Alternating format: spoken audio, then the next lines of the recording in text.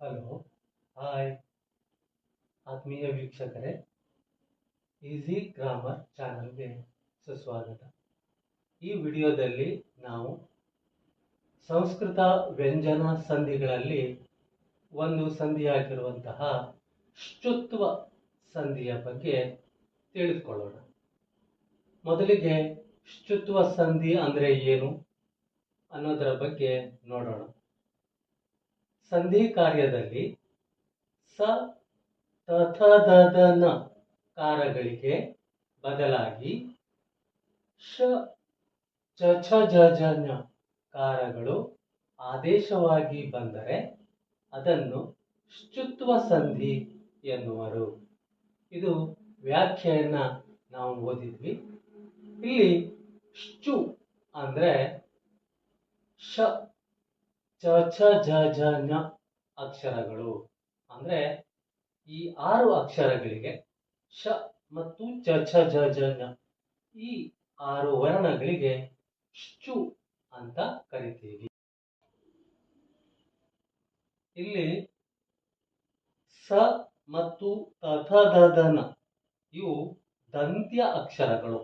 ಈ ಸಗೆ ನಾವು ದಂತ್ಯ ಸ ಅಂತ ಕರಿತೀವಿ. ಈ ದಂತ್ಯ ಅಕ್ಷರಗಳಿಗೆ ಬದಲಾಗಿ ತಾಲವ್ಯ ಅಕ್ಷರಗಳು ಆದೇಶವಾಗಿ ಬರ್ತವೆ. ಈ ಶಂಕ ಶಗೆ ನಾವು ತಾಲವ್ಯ ಶ ಅಂತ ಕರಿತೀವಿ.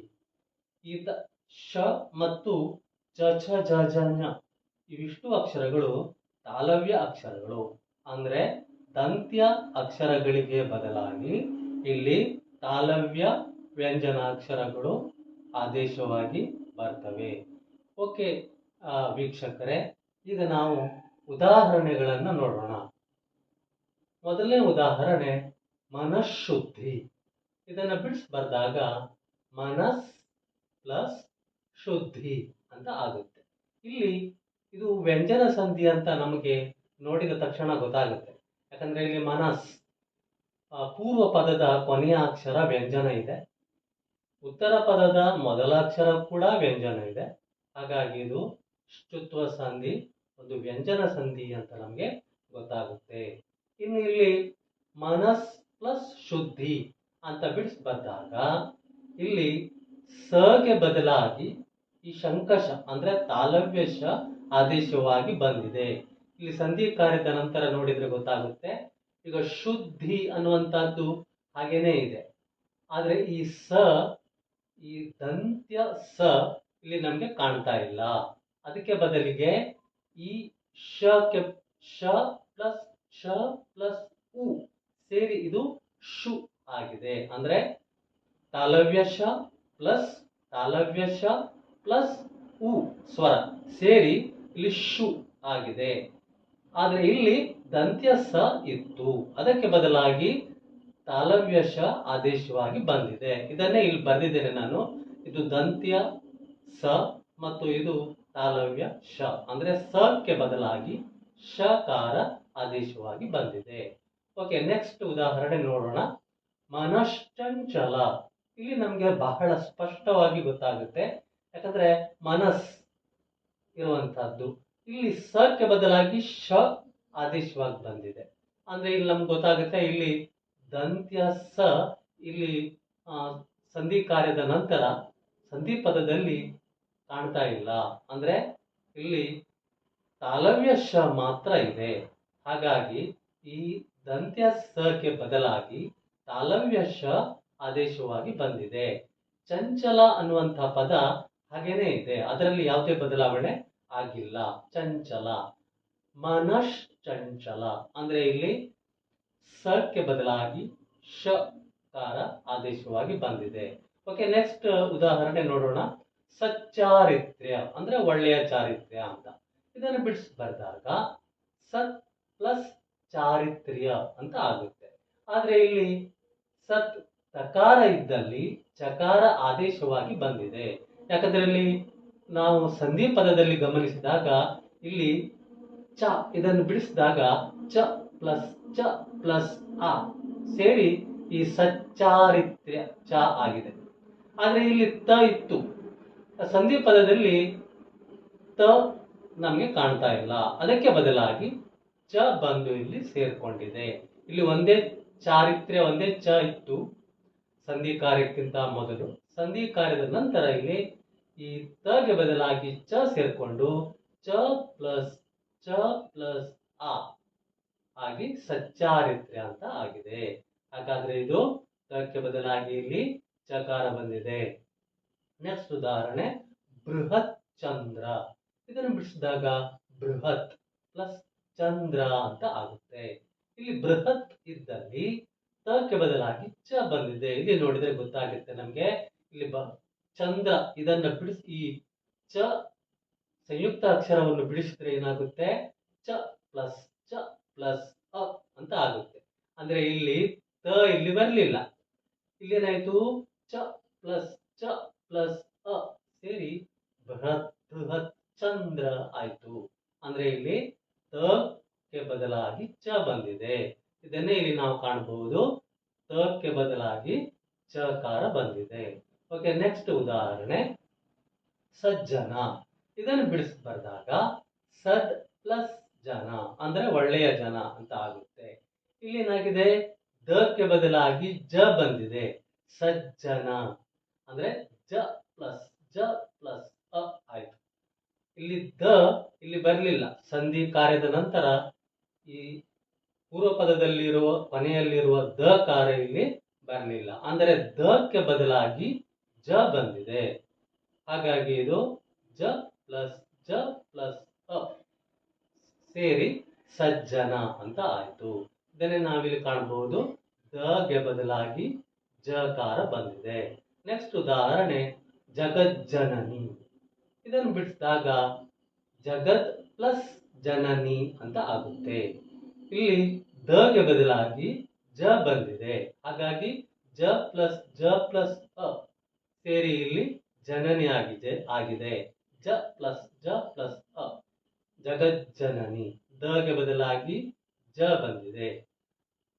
ಇಲ್ಲಿ ಸತ್ ಪ್ಲಸ್ ಜನ ಅಥವಾ ಜಗತ್ ಪ್ಲಸ್ ಜನನಿ ಈ ರೀತಿಯಾಗಿಯೂ ಕೂಡ ಬಿಡಿಸುವಂತಹ ಒಂದು ಪದ್ಧತಿ ಕನ್ನಡ ಭಾಷಾ ವ್ಯಾಕರಣ ಸಂಧಿ ಪ್ರಕ್ರಿಯೆಯಲ್ಲಿ ನಾವು ಕಾಣ್ತೇವೆ. ಉದಾಹರಣೆಗೆ ಇಲ್ಲಿ ನೋಡಬಹುದು. ಸಂಧಿ ಪದ ಬಿಡಿಸಿ ಹೆಸರಿಸಿ ಅಂತ ಎರಡನೇ ಉದಾಹರಣೆಯನ್ನ ಇಲ್ಲಿ ನಾ ಬರೆದಿದ್ದೇನೆ. ಇದನ್ನು ಹೇಗೆ ಬಿಡಿಸಿದ್ದೇನೆ ಅಂದ್ರೆ ಸಜ್ಜನ ಈ ಪದವನ್ನು ಕೊಟ್ಟಾಗ ಸತ್ ಪ್ಲಸ್ ಜನ ಅಂತ ಬಿಡಿಸಿದ್ರೆ ಇದೇನಾಗುತ್ತೆ? ಜಸ್ತ್ವ ಆಗುತ್ತೆ. ಸಂಧಿ ಮೊದಲು ಜಸ್ತ್ವ ಆಗುತ್ತೆ, ಸದ್ ಅಂತ ಆಗುತ್ತೆ. ಯಾಕಂದ್ರೆ ತಕ್ಕೆ ಬದಲಾಗಿ ದ ಬರುತ್ತೆ. ಹಾಗಾಗಿ ಮೊದಲು ಜಸ್ತ್ವ ಸಂಧಿ ಆಗಿ ನಂತರ ಇದು ಶ್ಚುತ್ವ ಸಂಧಿ ಆಗುತ್ತೆ. ಅಂದ್ರೆ ದಕ್ಕೆ ಬದಲಾಗಿ ಜ ಬರುತ್ತೆ, ಸಜ್ಜನ ಅಂತ ಆಗುತ್ತೆ. ಅಂದ್ರೆ ಇಲ್ಲಿ ಎರಡು ಸ್ಟೆಪ್ ಬರುತ್ತೆ. ಮೊದಲನೇ ಸ್ಟೆಪ್ ನಲ್ಲಿ ಸತ್ ಪ್ಲಸ್ ಜನ ಅಂದ್ರೆ ತಕ್ಕೆ ಬದಲಾಗಿ ದ ಬಂತು. ಅಂದ್ರೆ ಅಲ್ಲಿ ಜಸ್ತ್ವ ಸಂಧಿಯಲ್ಲಿ ಏನಿರುತ್ತೆ ಅಂದ್ರೆ ನಿಯಮ ಕಚಟ ತಪಗಳಿಗೆ ಬದಲಾಗಿ ಗಜಡ ದಬಗಳು ಆದೇಶವಾಗಿ ಬರ್ತವೆ. ಅಂದ್ರೆ ತಕ್ಕೆ ಬದಲಾಗಿ ದಕಾರ ಬರುತ್ತೆ. ಆದ್ರೆ ಇಲ್ಲಿ ಶ್ಚುತ್ವ ಸಂಧಿಯಲ್ಲಿ ಹಾಗೆ ಆಗೋದಿಲ್ಲ. ಇಲ್ಲಿ ಏನಾಗುತ್ತೆ? ತಕಾರಕ್ಕೆ ಜಕಾರ ಬರುತ್ತೆ, ದಕಾರ ಬರಲ್ಲ. ದಕಾರಕ್ಕೆ ಜಕಾರ ಬರುತ್ತೆ. ಹಾಗಾಗಿ ಇಲ್ಲಿ ಎರಡು ಸ್ಟೆಪ್ ನಲ್ಲಿ ಸಂಧಿ ಆಗುತ್ತೆ. ಮೊದಲು ಜಸ್ತ್ವ ಸಂಧಿ ಆಗಿ ಸದ್ ಅಂತ ಆಗುತ್ತೆ, ದಕಾರ ಬರುತ್ತೆ. ಆಮೇಲೆ ದಕಾರಕ್ಕೆ ಜಕಾರ ಬಂದು ಆದೇಶವಾಗಿ ಸಜ್ಜನ ಅಂತ ಶ್ಚುತ್ವ ಸಂಧಿ ಆಗುತ್ತೆ. ನೆಕ್ಸ್ಟ್ ಉದಾಹರಣೆ ಜಗಜ್ಯೋತಿ. ಇದು ಕೂಡ ಅದೇ ರೀತಿ ಇದೆ. ಇದನ್ನು ಬಿಡಿಸಿದಾಗ ನಾವು ಎರಡು ರೀತಿಯಲ್ಲಿ ಬಿಡಿಸಬಹುದು. ಜಗತ್ ಪ್ಲಸ್ ಜ್ಯೋತಿ ಅಂತಾನು ಬಿಡಿಸಬಹುದು ಅಥವಾ ಜಗತ್ ಪ್ಲಸ್ ಜ್ಯೋತಿ ಅಂತಾನು ಬಿಡಿಸಬಹುದು. ಯಾಕಂದ್ರೆ ಇಲ್ಲಿ ಜಗತ್ ಜ್ಯೋತಿ ಅಂದ್ರೆ ಅಲ್ಲಿ ಜಸ್ತ್ವ ಆಗಿಲ್ಲ. ಜಗತ್ ಜ್ಯೋತಿ ಅಂದ್ರೆ ಜಸ್ತ್ವ ಸಂಧಿ ಆಗಿದೆ. ಅದರ ನಂತರ ನಾವೀಗ ಶ್ಚುತ್ವ ಸಂಧಿಯನ್ನು ಬಿಡಿಸ್ತಾ ಇದ್ದೇವೆ. ಹಾಗಾಗಿ ನಾವು ಇಲ್ಲಿ ಜಗತ್ ಜನನಿ ಬಿಡಿಸುವಾಗ ನೇರವಾಗಿ ಜಗದ್ ದಕಾರನೇ ಇಲ್ಲಿ ನಾನು ಬರ್ಕೊಂಡಿದ್ದೇನೆ. ಇಲ್ಲೂ ಕೂಡ ದಕಾರನೇ ಸದ್ ಜನ ದಕಾರನೇ ಬರ್ಕೊಂಡಿದ್ದೇನೆ. ಸಂಸ್ಕೃತ ಭಾಷೆಗೆ ಸಂಬಂಧಿಸಿದಂತೆ ಸಂಧಿಯ ವಿಷಯ ಬಂದಾಗ ಈ ರೀತಿ ದಕಾರವನ್ನೇ ಬಿಡಿಸ್ತಾರೆ. ತ ಅಂತ ಹೆಚ್ಚಾಗಿ ಸಾಮಾನ್ಯವಾಗಿ ಬಿಡಿಸೋದಿಲ್ಲ. ಆದರೆ ಕನ್ನಡ ಭಾಷಾ ವ್ಯಾಕರಣಕ್ಕೆ ಸಂಬಂಧಪಟ್ಟಂತೆ ಕನ್ನಡ ಸಂಧಿಗಳಲ್ಲಿ ಇದನ್ನು ಬಿಡಿಸುವಾಗ ಈ ರೀತಿ ಸತ್ ಪ್ಲಸ್ ಜನ ಸಜ್ಜನ ಅಂತ ಬಿಡಿಸುವ ರೂಢಿ ಇದೆ. ಹಾಗೆಯೇ ಜಗತ್ ಪ್ಲಸ್ ಜ್ಯೋತಿ ಜಗಜ್ಯೋತಿ ಅಂತ ಬರೆದು ಶುತ್ವ ಸಂಧಿ ಅಂತ ಬರೆಯುವ ಒಂದು ಅಭ್ಯಾಸ ಇದೆ. ಇಲ್ಲಿ ಎರಡು ಸರಿಯಾದ ವಿಧಾನವೇ ಆಗಿದೆ. ಇಲ್ಲಿ ಜಗತ್ ಪ್ಲಸ್ ಜ್ಯೋತಿ ಅಂತ ಹೇಳಿದಾಗ ಇಲ್ಲಿ ತಕ್ಕೆ ಬದಲಾಗಿ ದ ಬರುತ್ತೆ. ಅಂದ್ರೆ ಮೊದಲಿಗೆ ಜಸ್ತ್ವ ಸಂಧಿ ಆಗುತ್ತೆ. ಎರಡನೇ ಸ್ಟೆಪ್ ನಲ್ಲಿ ಶುತ್ವ ಸಂಧಿ ಆಗುತ್ತೆ. ಜಗತ್ ಪ್ಲಸ್ ಜ್ಯೋತಿ ಜಗಜ್ಯೋತಿ ಅಂದ್ರೆ ಈ ದ ಬದಲಾಗಿ ಇನ್ನೊಂದು ಜ ಬರುತ್ತೆ. ಇಲ್ಲಿ ಜ ಪ್ಲಸ್ ಯ ಪ್ಲಸ್ ಓ ಆಗಿ ಜಗಜ್ಯೋತಿ ಆಗುತ್ತೆ. ಇಲ್ಲಿ ಕಾಣುತ್ತೆ ನಮಗೆ ಜ ಪ್ಲಸ್ ಯ ಪ್ಲಸ್ ಓ ಜಗಜ್ಯೋತಿ ಆಗಿದೆ. ಅಂದ್ರೆ ದ ಬದಲಾಗಿ ಜಕಾರ ಬಂದಿದೆ.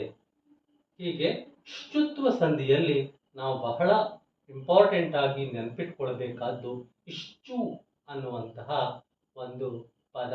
ಇಷ್ಟು ಅಂದ್ರೆ ಅಲ್ಲಿ ಶ ಚ ಛ ಜ ಜ ಞ ಈ ಅಕ್ಷರಗಳು ಆದೇಶವಾಗಿ ಬರ್ತವೆ ಅನ್ನುವಂಥದ್ದು ನಾವು ನೆನಪಿಟ್ಕೊಳ್ಬೇಕು. ಯಾಕಂದ್ರೆ ಇಲ್ಲಿ ನಾವು ನೋಡಿದಾಗ ಗೊತ್ತಾಗುತ್ತೆ. ಇಲ್ಲಿ ಶ ಕಾರಗಳು ಆದೇಶವಾಗಿ ಬಂದಿದೆ, ಚಕಾರ ಆದೇಶ ಆಗಿ ಬಂದಿದೆ, ಜಕಾರ ಆದೇಶವಾಗಿ ಬಂದಿದೆ. ಹೀಗೆ ಸ ತಥದನ ಗಳಿಗೆ ಬದಲಾಗಿ ಶ ಚ ಛ ಜ ಜ ಞ ಅಕ್ಷರಗಳು ಆದೇಶವಾಗಿ ಬಂದರೆ ಇದಕ್ಕೆ ನಾವು ಶುತ್ವ ಸಂಧಿ ಅಂತ ಕರಿತೇವೆ. ಓಕೆ ವೀಕ್ಷಕರೇ, ಈ ವಿಡಿಯೋ ನಿಮಗೆ ಇಷ್ಟ ಆದರೆ ಲೈಕ್ ಮಾಡಿ, ಸಬ್ಸ್ಕ್ರೈಬ್ ಮಾಡಿ. ಧನ್ಯವಾದಗಳು.